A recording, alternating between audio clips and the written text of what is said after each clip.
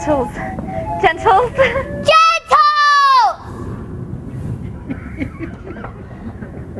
Let us return to whence we started our confusing tale.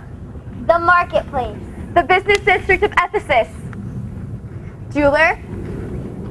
Fishmonger. The priory. Exports, imports. But not from Syracuse. We're boycotting Syracuse. That's the Syracusans! That's the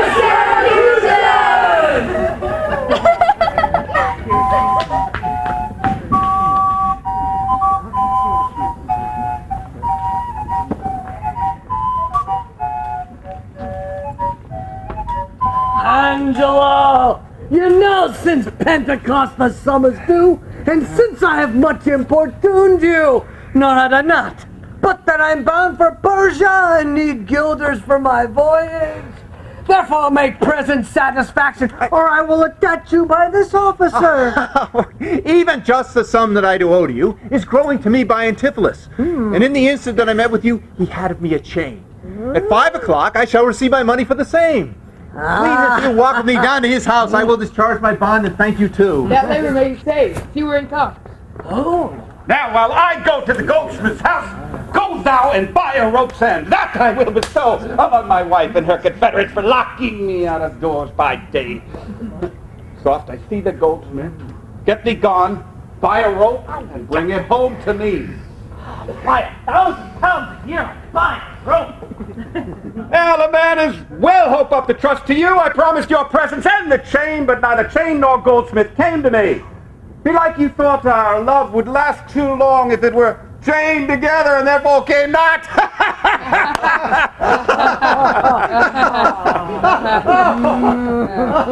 Saving your merry humor, sir. Here is the note. How much your chain weighs to the utmost carat, the fineness of the gold in chargeable fashion, which doth amount to 3 odd ducats more than I am indebted to this gentleman. I pray you, see him presently discharged, for he's bound to sea and stays but for it.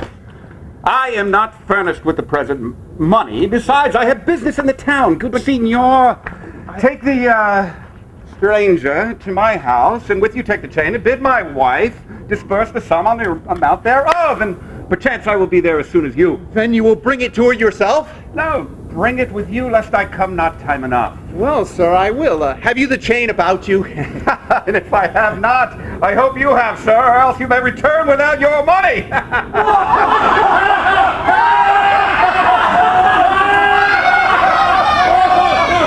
Nay, come, I pray you, sir. Give me the chain. Both wind and tide stays for this gentleman, and I to blame if held him here too long. Lord, you use this dalliance to excuse your breach of promise to the porcupine. I should have chid you for not bringing it, but like a shrew, you first begin to brawl. The hour steals on. I pray you, good sir, dispatch. You see how he importunes me? Dispatch. The chain! What? Give it to my wife and fetch your money. Oh, come. You know I gave it you even now. Either send the chain or send me by some token. Oh, fie, you run this humor out of breath. Come, let me see the chain. Where is it? Oh, my business cannot brook this dalliance, good sir. Say whether you will answer me or no. If not, I will leave him to the officer. I answer you. What should I answer you? The money that you owe me for the chain! I owe you none until I receive the chain! You know I gave it you half an hour since. Either send me a token now. Gave it you half an hour since. You gave me none. You wronged me much to say so. You wronged me more, sir, in denying it. Consider how it stands upon my credit. Officers, arrest this man at my suit. I do, and charge you in the Duke's name to obey me. This touches me in reputation. Either consent to pay this sum for me, or I touch you by this officer. Consent to pay thee I never had. Arrest me, foolish fellow, if thou darest. Here is thy fee. Arrest him, officer. I should not spare my brother in this case if he just scorned me so apparently. I do. You hear the suit? I do obey thee till I give thee back. But, sirrah, you shall but this sport as dear as all the metal in your shop will answer. Sir, I shall have law on Ephesus. Law on To your Ephesus. notorious shame, I doubt it not. Master!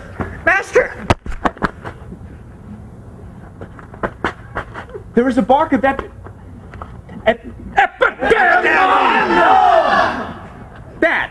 That stays but till her owner comes aboard, and then, sir, she bears away. Our fraughtage I've conveyed aboard, and I've bought the oil, the balsamum, and aquavitae. The ship is in her trim, the merry wind blows fair from land, she stays for naught at all, but her owner, master, and yourself. How now? A madman. Why, thou peevish sheep, what ship of Epidamnum stays for me? The ship you sent me to hire waftage. Slave, I sent thee for a rope, told you what purpose and what end. You sent me to a rope's end as soon. You sent me to the bay, sir, for a bark. I will debate this matter at more leisure and teach your ears to list me with more heed. Now, to Adrianaville and hie these straits. Give her this key and tell her in the desk that's covered over with Turkish tapestry there is a purse. Let her send it. Tell her I am arrested in the street and that shall bail me. Hie thee, sleepy, gone! On, officer, to prison till it come.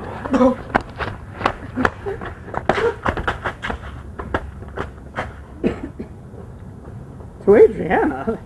That's where we dined. Where Dowsable did claim me for her husband. Well, she's too big for me to compass. Hither I must, though against my will, for servants must their master's minds fulfill.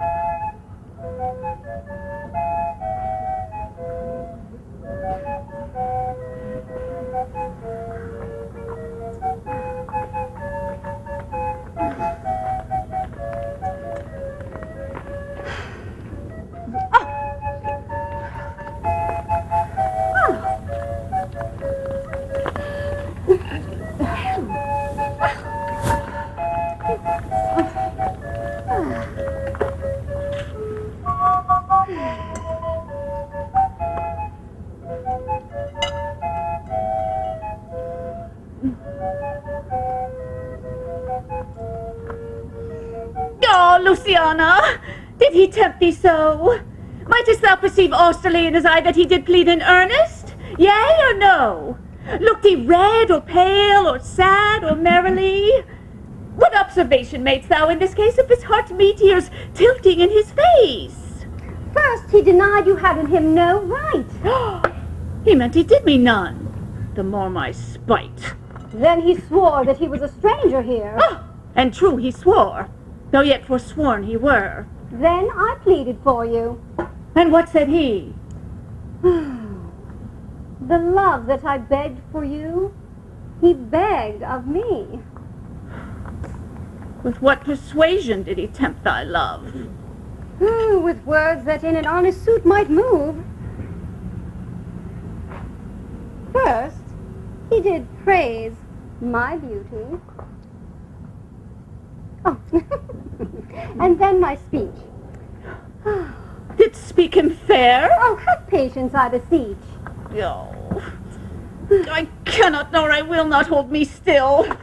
My tongue, though not my heart, shall have his will. He is deformed, crooked, old, and sere, ill-faced, worse-bodied, shapeless everywhere, vicious, ungentle, foolish, blunt, unkind, stigmatical in making, worse in mind. And who would be jealous then of such a one? Oh, No evil lost is wailed when it is gone. but I think him better than I say. Yes.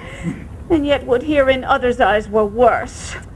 Oh, far from her nest the lapwing cries away. Though my heart prays for him, my tongue do curse.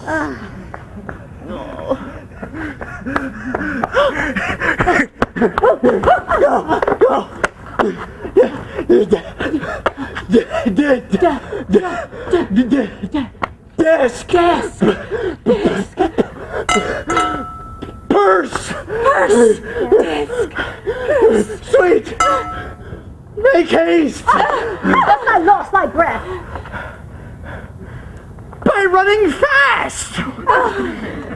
Where is thy Master Dromio? Is he well? No, he's in Tartar limbo, worse than hell. A devil in an everlasting garment hath him, one whose hard heart is buttoned up with steel, a fiend, a fury, pitiless and rough, a wolf, nay worse. A fellow all in buff, a back friend, a shoulder clapper, one who countermands the passages of alleys, creeks, and narrow lands, a hound that runs counter yet draws dry foot well, one that before the judgment carries poor souls to hell.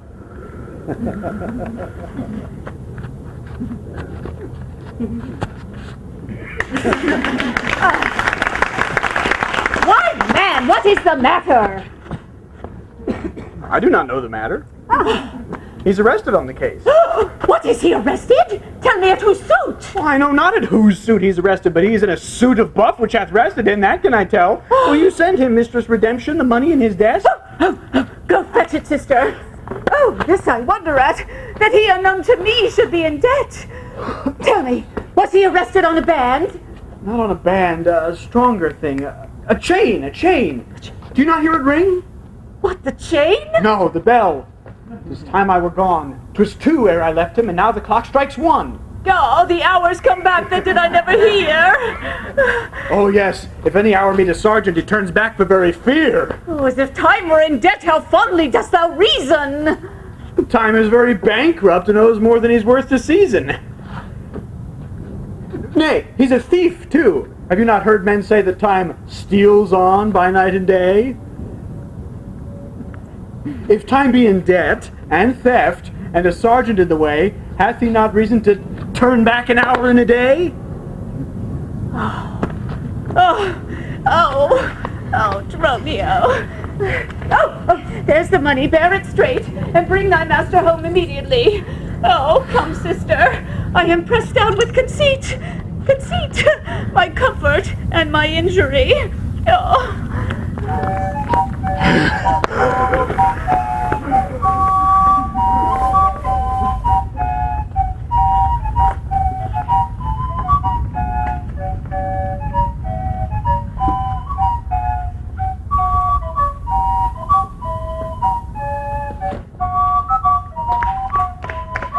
Once more to the market, dear friends. Once more. Good afternoon, Antipholus. Hi. How art thou, Antipholus? Fine. Antipholus! Hey.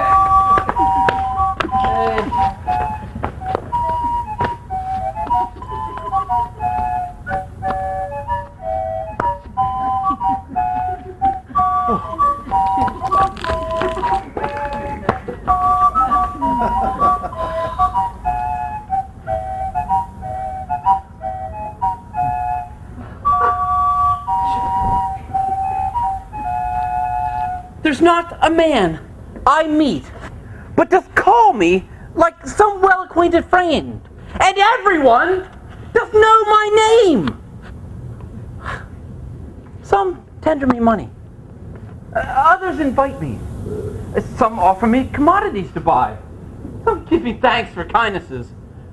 Even now, a tailor invited me into his store to show me silks that he'd bought. For me! And wherewithal took measurement of my body. Oh, sure, these are but imaginary wiles. But there are Lapland sources that do inhabit here. Master! Oh! Here's the gold you sent me for. What?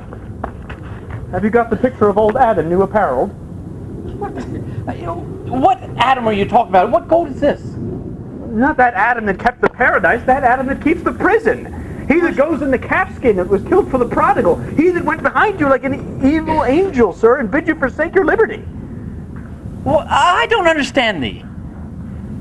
No? No! 'Tis a plain case. He that went like a bait vial in a case of leather. He's sure that when gentlemen are tired, he gives them a sob and rests them. He, sir, that takes pity on decayed men and gives them suits of durance? Oh, no.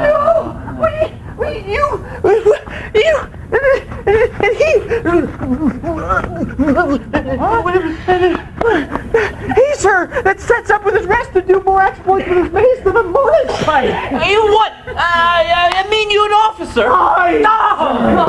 A sergeant of the band. He that brings any man to answer it that breaks his band. One that thinks a man always going to bed and says, God give you good rest. Oh, rest there in your foolery. Does any ship put out? May we be gone? Why, sir, I brought you word an hour since that the bark expedition put forth tonight. And there were you hindered by the officer to tarry for the holy delay. Here are the angels you sent for me to deliver you. The fellow's distracted. So am I. And here we wander in illusion. May some blessed power deliver us from hence. Well met, Master Antipholus. Oh, I see you've found the goldsmith now. Is that the chain you promised me today? Avoid Satan! Tempt me not, I charge thee. Master, is this Mistress Satan? It is the devil. No!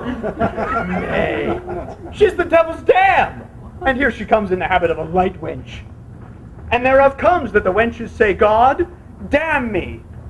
That's as like to say, God, make me a light wench. It is written they appear to men as angels of light. Light is an effect of fire, and fire will burn. Ergo, light wenches will burn. Come not near her. Oh, you're mad and you're marvelous merry, sir. Oh, will you go with me? We'll mend our dinner here. Master, if you do, expect spoon meat to bespeak a long spoon. Why, Dromio? Well, he must have a long spoon that must dine with the devil. Avoid then, fiend! What tells me thou of supping? Thou art, as thou all art, a sorceress. I conjure thee, be gone. Give me the ring of mine you had at dinner, or for my diamond the chain you promised, and I'll be gone, sir, and not trouble you. Some devils ask but the parings of one's nail, a hair, a rush, a drop of blood, a pin, a nut, a cherry stone, but she, more covetous, would have a chain. Master, be wise, and if you give it her, she will shake her chain and fright us with it. I pray you, sir, my ring, or else the chain. Oh, I hope you do not mean to cheat me so. Avaunt thee, witch! Come, Dromio, let's go. Fly pride, says the peacock, mistress, that you know. Now out of doubt Antipholus is mad, else would he never so demean himself. A ring he hath of mine, worth 40 ducats, and for the same he promised me a chain. Both one and the other he denies me now. The reason that, I gather, he is mad. Besides this present instance of his rage, is a mad tale he told today at dinner, of his own door being locked against his entrance. Be like his wife, acquainted with his fits, on purpose shut the door against his way. My way is now to hie home to his house, and tell his wife that, being lunatic, he took perforce my ring away. This course I fittest choose. For 40 ducats is too much to lose.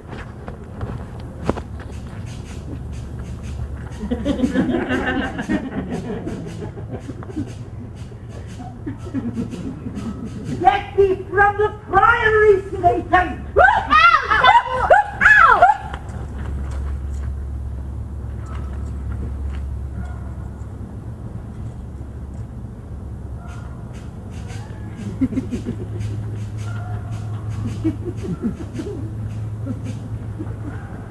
Fear me not, man. I will not break away.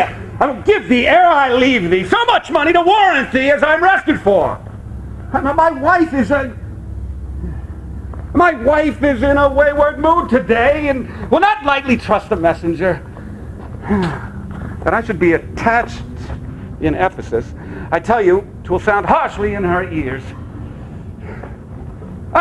Here comes my man. I think he brings the money. And now, sir, have you what I asked you for? Here's that which I warrant will pay them all.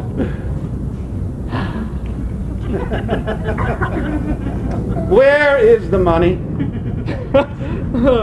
Why, sir, I gave the money. 500 ducats for a rope? I'll serve you, sir, 500 at the rate. To what end did I bid thee hie thee home?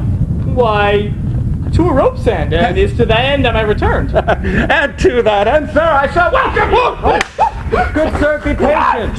Nay! 'Tis for me to be patient! I am in adversity! Sir, hold thy tongue.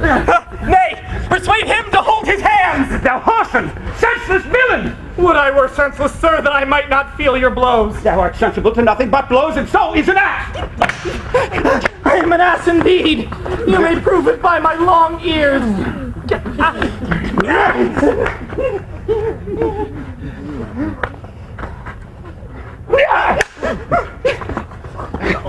I have served him from the hour of my nativity to this instant, and have nothing at his hand for my service but blows.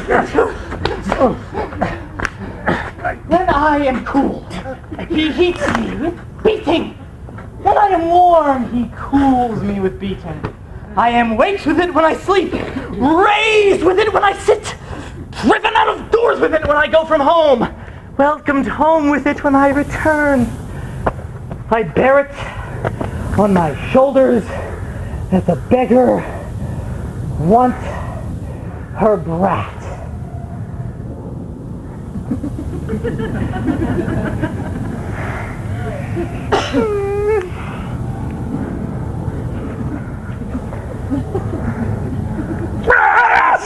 And I think when he lames me, I shall beg with him from door to door.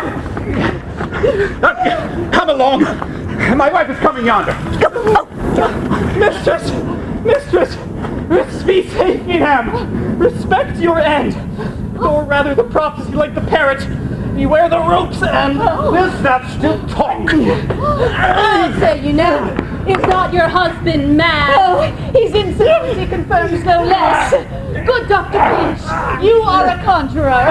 Establish him in his true sense again, and I will please you what you demand. Alas, how fiery and how sharp he looks! Mark how he trembles in his ecstasy! Give me a hand! Let me feel your pulse.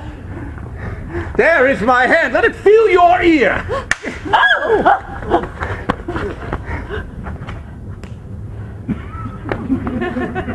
I charge thee, Satan, housed within this man, to give possession of my holy prayers.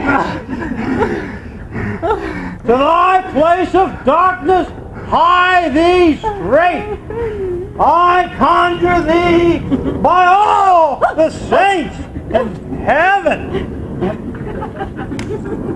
Peace! Doting with it! I am not mad! Would thou wert not, poor distressed soul! You! Minion, you! Are these your customers? This companion with the saffron face reveled feasted at my house today, whilst the guilty doors were shut upon me, and I denied entering my house? Oh, husband, God doth know you dined at home today. Where would you have remained till this time, free from these slanders and this open shame? Dined at home. Now, villain, what sayest thou? Sir, sooth to say, you did not dine at home. Were not the doors locked and I shut out? Party, the doors were locked and you shut out. And did not she herself revile me there? Sans fable, she herself reviled you there. And did not her kitchen maid rail, taunt, and scorn me? Certes she did, the kitchen vestal. She scorns you. And did I not in a rage depart from thence? Verily you did. My bones bear witness, having since felt the vigor of his rage. Oh, it's good to soothe him in these contraries. It is no shame. The fellow finds his vein and yielding to him humors well his frenzy. Thou hast suborned the goldsmith to arrest me! But I sent you money to redeem you by Romeo here, who came in haste for it. Money by me? A heart and goodwill you might, master, but surely not a rag of money. Wouldst not to her for a purse of ducats? He came to me and I delivered it. And I am witness with her that she did. God and the rope maker bear me witness that I was sent for nothing but a rope. Mistress, both man and master is possessed. They must be bound and laid in some dark room. Wherefore did thou lock me forth today? And why didst thou deny the bag of gold? Oh, I did not, gentle husband, lock thee forth. And, gentle master, I received no money, but I confess we were locked out. Dissembling villain, thou speakst false in both. Dissembling harlot! Oh. Thou art false in all, and art confederate with a damned pack to make a loathsome, abject scorn of me! And with these nails, I shall pluck out those eyes that behold in me such... No! Bind him! Bind him! Let him not come near me! Company! The fiend is strong within him! Oh, Parent Juan, he looks... Wilt thou murder me? Thou jailer thou! Am I not thy prisoner? Wilt thou suffer them to make a rescue? Masters, let him go. He's my prisoner, and you shall not have him. Bind him! He's tried to kill What wilt thou do, thou peevish officer? Hast thou delight to see a wretched man do outrage and displeasure to himself? He's my prisoner. If I let him go, the debt he owes will be required of me. I will discharge thee ere I go from thee. Bear me forthwith unto his creditor, and knowing how the I will pay it. Good master doctor, see him safe conveyed home to my house. Oh, most unhappy day! Oh, most unhappy straw bag! Oh, master! I am here entered in bond for you! Oh, my dost thou paying me? You villain! Will you be bound for nothing? Be mad, master! Cry the devil! Bear him hence! Sister, go you with me? Say now. Whose suit is he arrested at? One Angelo, a goldsmith. Do you know him? I know the man. What is the sum he owes? 200 ducats. Oh, say how grows it due? Due for a chain your husband had of him. Oh, he did bespeak a chain, but had it not. Oh, when as your husband, all in a rage, came to my house today and took away my ring, the ring I saw upon his finger now, straight after did I meet him with a chain. Oh, well, that may be so, but I did never see it. Come, officer, bring me where the goldsmith is. I long to know the truth hereof at large. No!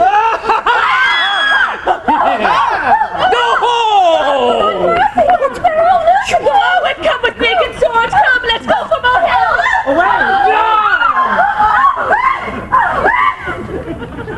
I see these witches are afraid of swords! She that would be your wife now ran from you. Come to the centaur. Carry our stuff from thence. I long that we are safe and sound aboard. Faith, stay here this night. They will surely do us no harm. You see, they speak us fair, give us gold. Methinks they are such a gentle nation that, but for the mountain of mad flesh that claims marriage of me, I could find in my heart to stay here still and turn witch. I would not stay here tonight for all the town. Therefore, away and get our stuff on board. Yes, master.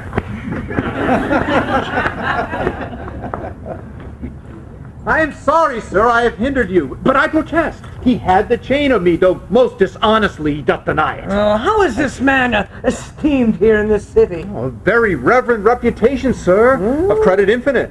Highly beloved. Second to none that lives here in the city. His word might bear my wealth at any time. Speak softly yonder as I think he walks. 'Tis so. And with that self-chain about his neck, which he forswore most monstrously to have. Good sir, draw near to me. I'll speak to him. Senor Antipholus, I wonder much that you would put me to such shame and trouble, and not without some scandal to yourself, with circumstance and oaths, so to deny this chain which now you wear so openly.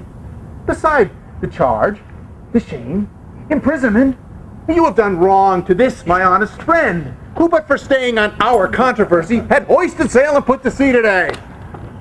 This chain you had of me. Can you deny it? I think I had. I did never deny it. Yes, but you did and forswore it, too. Who heard me to deny or forswear it? These ears of mine now knowest did hear thee. Fie on thee, wretch! 'Tis a pity that thou livest to walk where honest men resort. Thou art a villain to impeach me thus. If thou darest stand, I'll prove mine honor and honesty presently. Oh, I darest and do defy thee as a villain. Put him not! For God's sake, he is mad! Some good within him! Take his sword away! Find Romeo too and bear them home to my house! Run, master, run, for God's sake! Take a house! This is a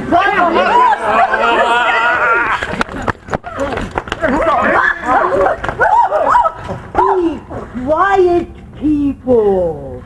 Wherefore throng you hither? To fetch my poor distracted husband hence. Let us come in that we may bind him fast and bear him home for his recovery. I knew he was not in his perfect wits. I'm sorry, but now I did draw on him. How long hath this possession held to the man? This week he hath been heavy, sour, sad, and much different from the man he was. But till this afternoon his passion ne'er brake into extremity of rage. Hath he not lost much wealth by wreck at sea? Buried some dear friend? Hath not else his eye strayed his affection in unlawful love? A sin prevailing much in youthful men who give their eyes the liberty of gazing. Which of these sorrows is he subject to? To none of these, except it be the last. Namely, some love that drew him oft from home. You should for that have reprehended him. Why, so I did. Aye, but not rough enough. As roughly as my modesty would let me. Haply in private. And in assemblies too. Aye, but not enough. But it was the copy of our conference. In bed, he slept not for my urging it. At board, he fed not for my urging it. Alone, it was the subject of my theme. In company, I often glance at it. Still, did I tell him it was vile and bad? And thereof came it that the man was mad. The venom clamors of a jealous woman, poisons more deadly than a mad dog's tooth. It seems his sleeps were hindered by thy railings. And thereof comes it that his head is light. Thou sayest his meat was sauced with thy upbraidings. Unquiet meals make ill digestions. Thereof the raging fire of fever bred. And what's a fever but a fit of madness? Thou sayest his sports were hindered by thy brawls. Sweet recreation barred. What doth ensue but moody and dull melancholy? Kinsmen to grim and comfortless despair. And at her heels, a huge infectious troop of pale distemperatures and foes to life. In food, in sport, and life-preserving rest to be disturbed. Would mad or man or beast, the consequence is then thy jealous fits have scared thy husband from the use of wits. She never but reprehended him mildly, when he demeaned himself rough, rude, and wildly. Why bear you these rebukes, and answer not? She doth betray me to my own reproof. Good people, enter and lay hold on him!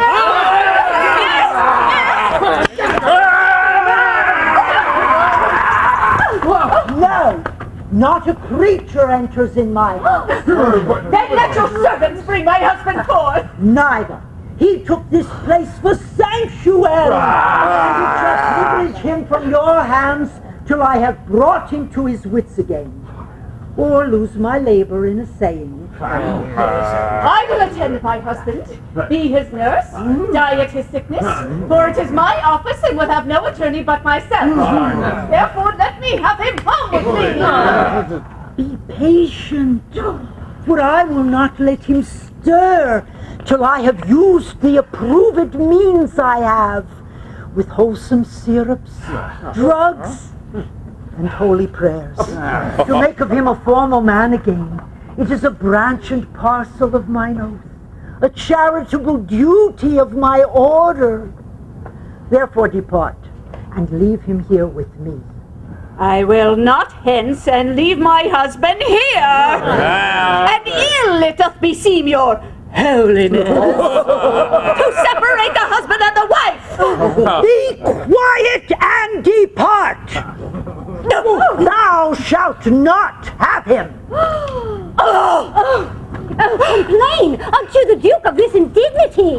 Come, I will fall prostrate at his feet, and never rise until my tears and prayers have won his grace to come in person hither and take perforce my husband from the abbess! By this, I think the dial point is at 5. Anon, I am sure the Duke himself, in person, comes to the melancholy vale, place of death and sorry execution, behind the ditches of the abbey here. Upon what cause? To see the Reverend Syracusian merchant, who unluckily put into this bay against the laws and statutes of our town, beheaded publicly for his offense. See where they come! We will behold his death! Kneel before the Duke before he pass the abbey. Yet once again, proclaim it publicly. If any friend shall pay the sum for him, he shall not die. So much we tender him. Justice, most sacred Duke, against the abbess. She is a virtuous and reverend lady. It cannot be that she hath done thee harm. Oh, may it please your grace. Antipholus, my husband, who I made lord of me and all I had at your important letters, this ill day, a most outrageous fit of madness took him, that desperately he hurried through the streets. With him his bondman, all as mad as he, doing displeasure to the citizens by rushing in their houses, bearing thence rings, jewels, anything his rage did like.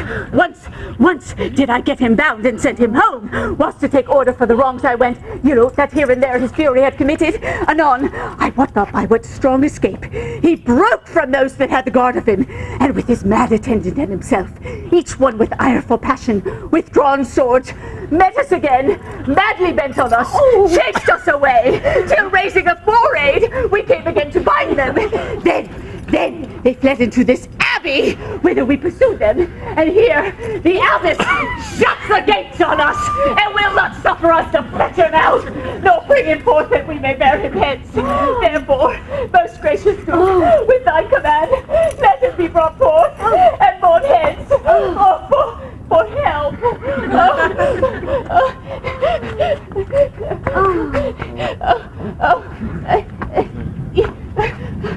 Long since your husband served me in my wars, and I to thee engaged a prince's word, when you did make him husband of your bed, to do him all the grace and good I could. Some of you, go knock at the abbey door and bid the lady abbess come hither. I will determine this before I stir. Oh, mistress! Oh, mistress! Oh, mistress! Oh, mistress! Oh, mistress! Ship and save yourself! My master and Romeo are both broke loose. Be and the maids row had bound the doctor, whose beard they have singed off with brands of fire. And as it blazed, they threw upon him great pails of puddled mire to quench the hair. My master preached his patience to him, and the while his man with scissors nicks him like a fool. And sure, unless you send the present help between them, they will kill the conjurer. Peace, Nell. Thy master and your Dromio are here, and that is false thou dost report to us. Mistress, upon my life I tell you true. I have not breathed almost since I did see it. He cries for you, and vows if he can take you to scorch your face and to disfigure you. Hark, I hear him. Oh, mistress, why? Be gone. Fear not. Stand by me. Guards with halberds. Why me? This is my husband. Witness you that he is both about invisible. Even now we housed him in the abbey here, and now he's here. That's part of human reason. Justice! Most gracious Duke, grant me justice. Even for the service that long since I did thee, when I bestrid thee in the wars, even for the blood that then I lost for thee. Now, grant me justice. Unless the fear of death doth make me dote, I see my son Antipholus and Dromio. Justice, my sweet prince, against that woman there, who thou gavest to be my wife, who hath abused and dishonored me, even in the strength and height of injury. Beyond imagination is the wrong that she this day has shameless thrown on me. Discover how, and thou shalt find me just. This day, great Duke, she locked me out of my house and feasted with harlots. A grievous fault. Say, woman, didst thou so? No, my good lord. Myself, he, and my sister today did dine together. So befall my soul as this is false he does burden me withal. And never may I look upon day or sleep at night, but she tells your highness the simple truth. Oh, perjured woman! They are both forsworn. In this the madman justly charges them. I am much advised what I say, my liege. Neither affected with wine nor heady rash provoked with raging ire. Albeit my wrongs might make one wiser mad. This woman this day locked me from dinner. And that goldsmith there, were he not packed with them, could witness it, for he was with me then, who departed to go fetch a chain, promising to bring it to the Porcupine, where Balthazar and I did dine together. Our dinner done, and he not coming thither, I went to seek him, and in the street met him, and in his company, that gentleman there did this perjured goldsmith swear me down that I received of him this day the chain, which, God he knows, I saw not, for the which he did arrest me with an officer. I did obey, and sent my peasant home for certain ducats. He with none returned. Then fairly I bespoke the officer to go in person with me to my house. Along the way we met my wife, her sister, and a rabble more of vile confederates. Among them they brought one, Pinch, a hungry, lean-faced villain, a mere anatomy, a mountebank, a threadbare juggler, and a fortune-teller. Needy, hollow-eyed, sharp-looking wretch, living dead man.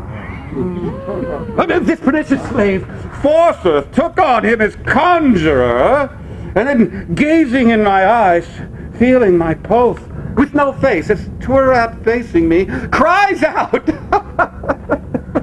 I was possessed. Then they all fell upon me, bound me, bore me hence, and in a dark and dankest vault at home, there left me and my man, both bound together, till, gnawing with my teeth my bonds in sunder, I gained my freedom, and immediately ran hither to your grace, whom I beseech to give me ample satisfaction against these deep shames and great indignities. My lord, thus far I witnessed with him that he dined not at home, but was locked out. But had he such a chain of thee, or no? Oh, he had, my lord. And when he ran in here, these people saw the chain about his neck. Besides, I would be sworn these eyes, ears of mine did hear him say that he had the chain of him after he first forswore on the mark. And whereupon I drew my sword on him.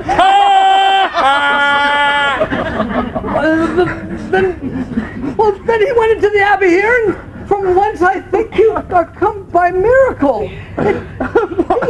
I never set foot in the abbey, and thou never draw thy sword on me. And I never saw the chain, so help me heaven. This is false. You burdened me with all.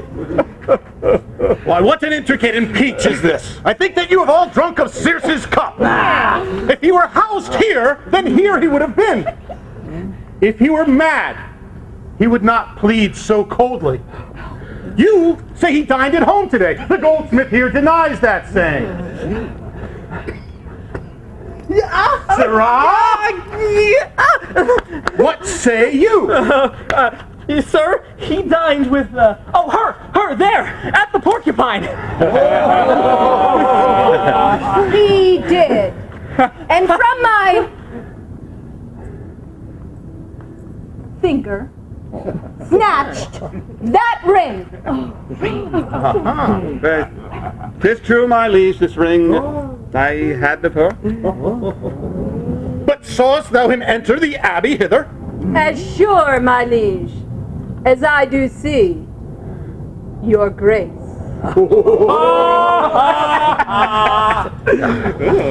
Why, this is strange. Someone, call the abbess hither! Oh, abbess!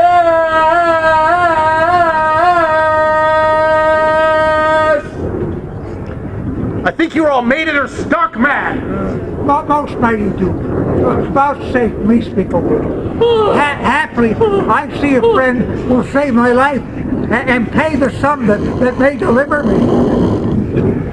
Speak freely, Syracusian, what thou wilt. Tell me, sir, is not your name called Antipholus? And this your bondsman, Dromio? Within this hour, I was his bondsman, but he, I thank him, gnawed my cords in two. Now I am Dromio and his man, unbound. I am sure that both of you remember me. Ourselves we do remember by you, for lately we were bound as you are now. You are not Pinch's patient, are you, sir? Why look you strange on me? You know me well.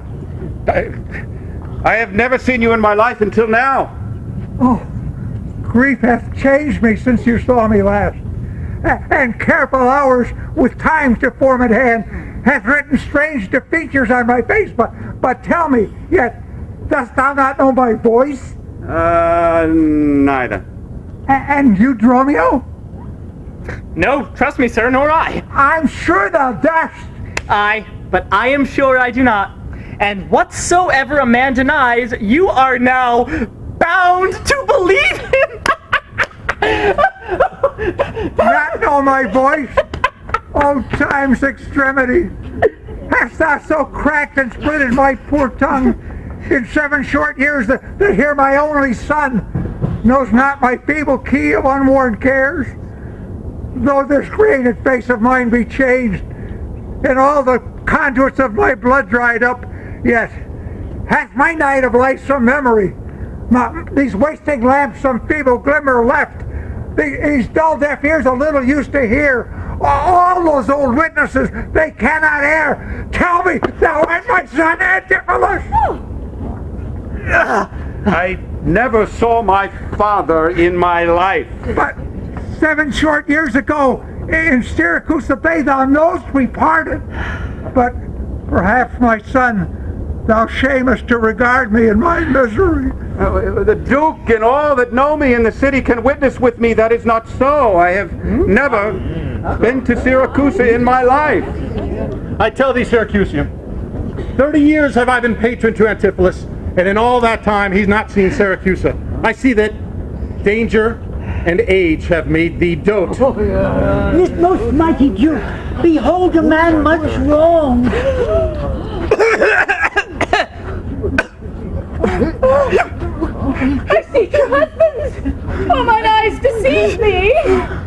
One of these men is genius to the other. But which the natural man and which the spirit? Who shall decipher them? I, Sir Andromio, command him away. I, Sir Andromio, pray let me stay. Aegeon, is it you? Or is it his ghost? Oh, my old master. Who hath bound him here? Whoever bound him, I will loose his bonds and gain a husband by his liberty. Speak, old Aegeon, if thou beest the man that hadst a wife once called Amelia, who bore thee at a burden 2 fair sons. Oh, if thou beest the same Aegeon, speak, and speak unto the same Amelia. Now begins his morning story right. These two Antipholus, these two so alike, and these two Dromios, one in semblance. Besides his urging of her reckancy, these then are parents to these children, met here accidentally. If I dream not, thou art Amelia. If thou be she, tell me, where is that son that floated with thee on the fatal raft? By men of Epidamnum, he and I and the twin Dromio all were taken up. But by and by, rude fishermen of Corinth by force took Dromio and my son from them, and me they left with those of Epidamnum.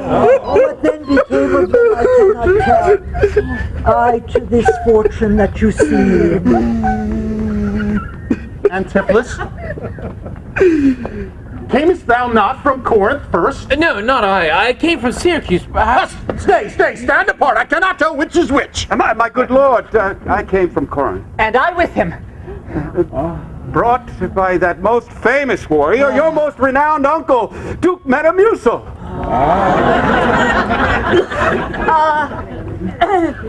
Which of you two did dine with me today? Oh, I did. Are you not my husband? No, I say nay to that. As do I. Yet she did call me husband.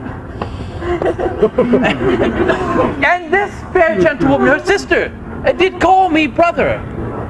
And what I told you then, I hope to have time and leisure to show you. If this be not a dream we see in here. That is the chain, sir, which you had of me. Well, I believe it is, sir. I deny it not. And for that chain, you arrested me. I think I did, sir. I deny it not. I sent you money, sir, to be your bail by Dromio, but I think you received it not. I received this purse from you, brought to me by my man Dromio. I see we did meet each other's man, and I was taken for him and he for me, and thereupon these errors did arise. These ducats I pawned for my father here. Oh, it hath not need. Thy father has his life. I must have that diamond from you.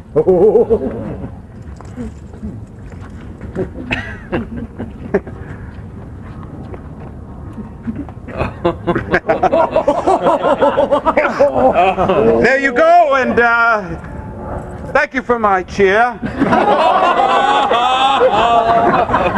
Renowned Duke, vouchsafe to go with us into the abbey here, and hear at large discoursed all our fortunes, and all that are assembled in this place, that by this sympathized one day's error have suffered wrong, go keep us company, and we shall make full satisfaction. 43 years have I but gone in travail of you, my sons, until this present hour, my heavy burden ne'er delivered. The Duke, my husband, and my children both, and you, the calendars of their nativity, go to a gossip's feast and joy with me after so long grief. such festivity. With all my heart, I'll gossip at this feast.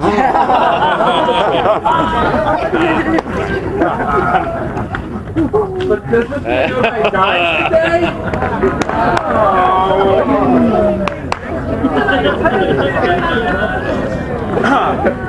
Master, shall I fetch your things from shipboard?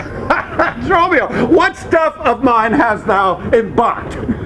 Your goods that lay host, sir, at the Centaur? Oh, he speaks to me, Dromio.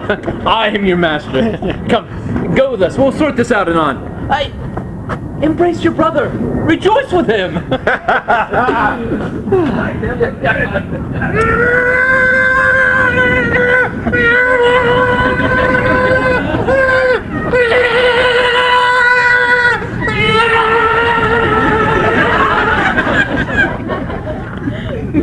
There's a fat friend at your master's house that kitchened me for you today at dinner. She shall now be my sister, not my wife.